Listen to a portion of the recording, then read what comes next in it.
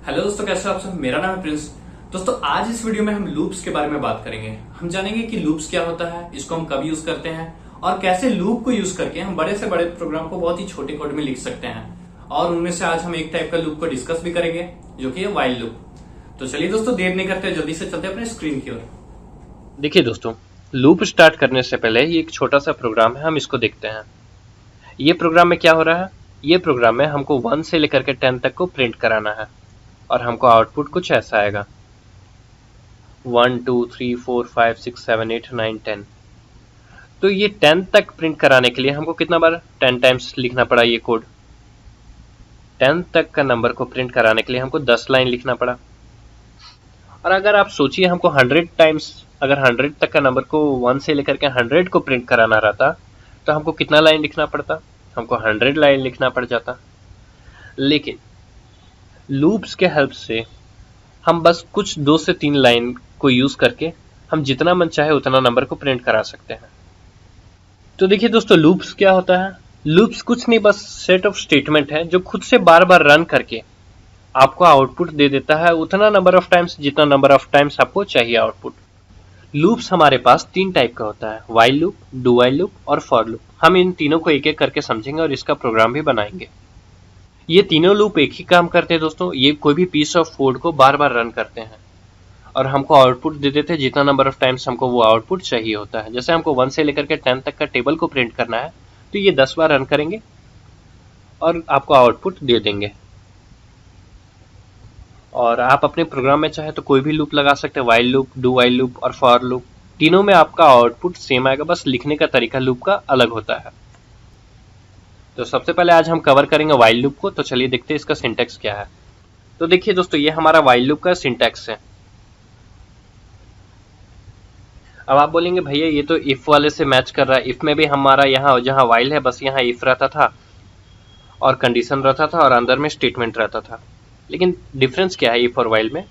If में अगर condition true हुआ तो हमारा स्टेटमेंट बस एक ही बार रन करता था, लेकिन व्हाइल में अगर आपका कंडीशन ट्रू हुआ तो आप इसको multiple number of times run करा सकते हैं, जितना नंबर ऑफ टाइम्स आप चाहते हैं।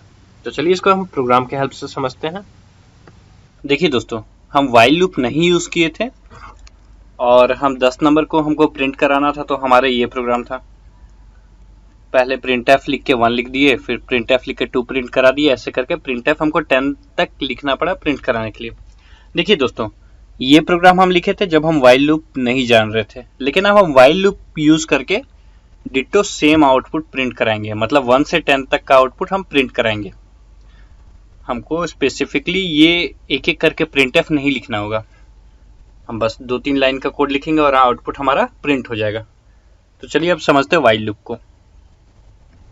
पहले ये कोड, लंबा चौड़ा कोड हम हटा देते हैं।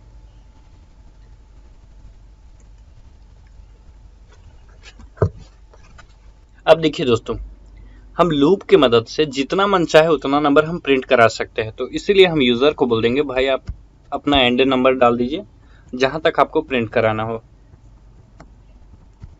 Inter your number. अब यूजर जहां तक भी नंबर डालेगा, वो सपोज 10 डाले, 100 डाले, वो कहां तक भी नंबर डालेगा। सपोज अगर वो 10 डालेगा तो हम 1 से उसको 10 तक प्रिंट करा के दे देंगे। अगर वो 100 डालेगा तो वो हम उसको 1 से लेकर के 100 तक प्रिंट करा के दे देंगे। और अगर वो 1000 डाले, कुछ भी डाले नंबर, हम वहां तक उसको प्रिंट करा के दे देंगे, क्योंकि हम लूप का यूज कर रहे हैं। अब हमको मैन्युअली नहीं लिखना होगा दोस्तों। प्रिंट एफ फिर 1, प्रिंट एफ फिर 1, फिर प्रिंट एफ फिर 2, ऐसे करके हमको अब नहीं लिखना होगा। अब हम बस एक ही कोड लिख देंगे, वही हमारा काम करेगा। तो चलिए हम इसको मैसेज प्रिंट करा दिए और स्कैनएफ के हेल्प से वो जो भी नंबर डालेगा उसको इनपुट में ले लेंगे।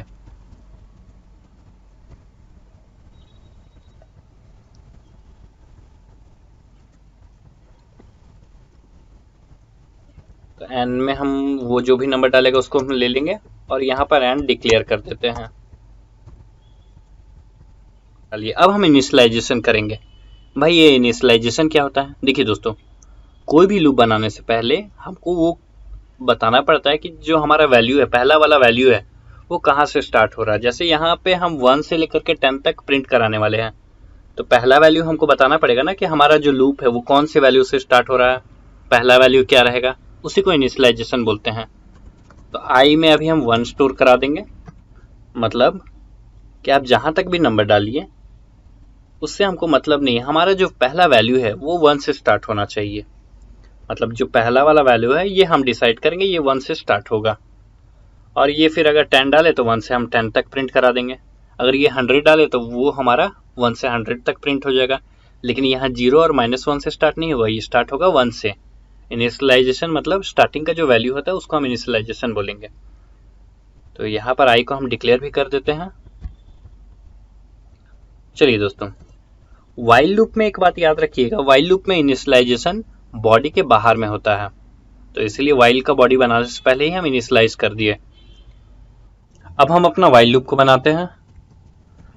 तो यहाँ पर व्हाइल लिखेंगे और यहाँ पर अपना कंडीशन दे देंगे, while I less than equal to n। और यहाँ पर हम भूल से भी सेमीकोलन नहीं देंगे। और हम अब व्हाइल लूप का बॉडी बना देते हैं, printf %d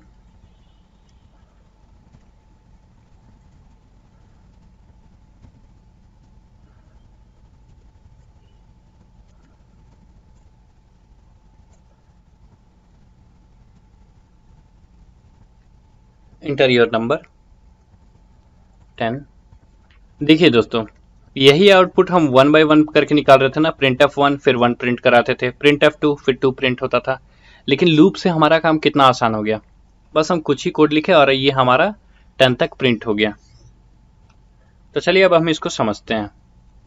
देखिए दोस्तों, सबसे पहले क्या हुआ, सबसे पहले हम यूजर को मैसेज प्रिंट कराएं, एंटर योर नंबर। ये पढ़कर यूजर अपना नंबर डाला और स्कैनएफ के हेल्प से हम वो जो भी नंबर डाला उसको n में स्टोर करा दिए।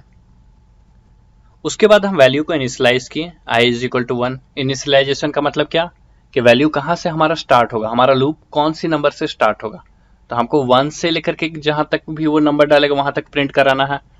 तो पहला वैल्यू हमारा क्या हो गया, 1 हो गया, इसी को इनिशियलाइजेशन बोलते हैं। उसके बाद हम व्हाइल लूप लिखेंगे और फिर व्हाइल का बॉडी बनाएंगे। व्हाइल में हम कंडीशन लगा दी, while I less than equal to n। मतलब आई का वैल्यू कहां तक रन करेगा, आई का वैल्यू n तक रन करेगा। n कौन सा वैल्यू है, जो यूजर डालेगा।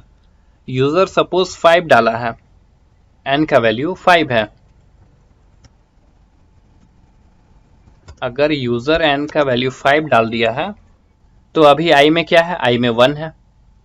1 is less than equal to n, जी हाँ 1 n से कम है, मतलब 1 5 से कम है। कंडीशन ये हमारा अगर ट्रू हो गया तो हम लूप के अंदर आ जाएंगे। तो 1 5 से कम है तो हम लूप के अंदर आ गए। और प्रिंट क्या हो जाएगा, प्रिंट i में जो वैल्यू है वो प्रिंट हो जाएगा। तो i में अभी क्या है, 1 है, तो ये हमारा प्रिंट हो गया। और फिर क्या हो रहा है, इंक्रीमेंट हो रहा है, i प्लस प्लस, i में एक और ऐड हो जा रहा है। i में क्या है, अभी i में 1 है, तो i प्लस प्लस होके क्या हो गया, i में अब 2 का वैल्यू आ गया। अब 2 फिर वाइल के पास गया, वाइल कंडीशन चेक करेगा, क्या 2 n से कम है, तो n क्या है, अभी 5 है, जी हाँ 2 5 से कम है, कंडीशन ट्रू हो गया। फिर प्रिंटएफ क्या प्रिंट करा देगा, फिर प्रिंटएफ क्या प्रिंट करा देगा, i का वैल्यू। i में अब कौन सा वैल्यू है, i में अब 2 है, तो अब 2 हमारा प्रिंट हो गया। फिर i प्लस प्लस हो जाएगा, i में अब कौन सा वैल्यू आ गया, i में अब 3 आ गया। फिर 3 गया वाइल के पास और वाइल इसको चेक करेगा अपना कंडीशन में, क्या 3n से कम है, तो जी हाँ 3n से कम है। फिर प्रिंट क्या हो जाएगा, प्रिंट 3 हो जाएगा।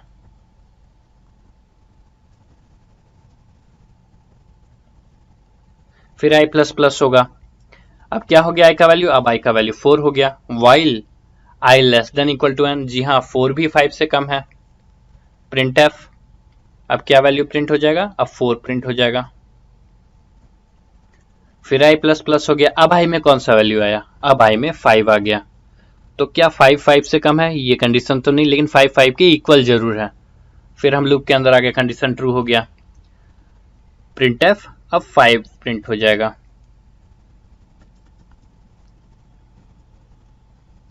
फिर i प्लस प्लस होगा, अब i का वैल्यू क्या हो गया, अब i का वैल्यू 6 हो गया। फिर वाइल अपना कंडीशन चेक करेगा, क्या 6 5 से कम है या फिर उसके बराबर है तो कंडीशन हमारा फॉल्स हो गया और हम लूप से बाहर आ गए। तो बात समझ में आई दोस्तों। वाइल पहले ही यहाँ पर कंडीशन चेक कर लेता है, अगर यहाँ पर कंडीशन ट्रू हो गया तो हम लूप के अंदर आ जाएंगे, और अगर एक बार कंडीशन फॉल्स हो गया तो हम डायरेक्टली लूप से बाहर आ जाएंगे। तो होप आपको समझ में आया होगा। तो चलिए एक दो बार हम और रन करके देख लेते हैं।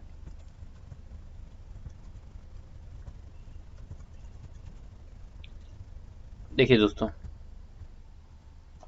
Enter your number 5 1 2 3 4 5, enter your number 100।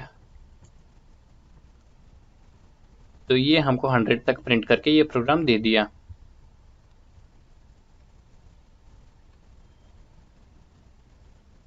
तो आशा करते हैं दोस्तों आपको ये प्रोग्राम समझ में आया होगा। अगर आपको हल्का सा भी कहीं भी डाउट है, क्वेरी है, तो आप नीचे कमेंट करके पूछ सकते हैं। तब तक के लिए अपना ख्याल रखें। Take care. थैंक यू दोस्तों।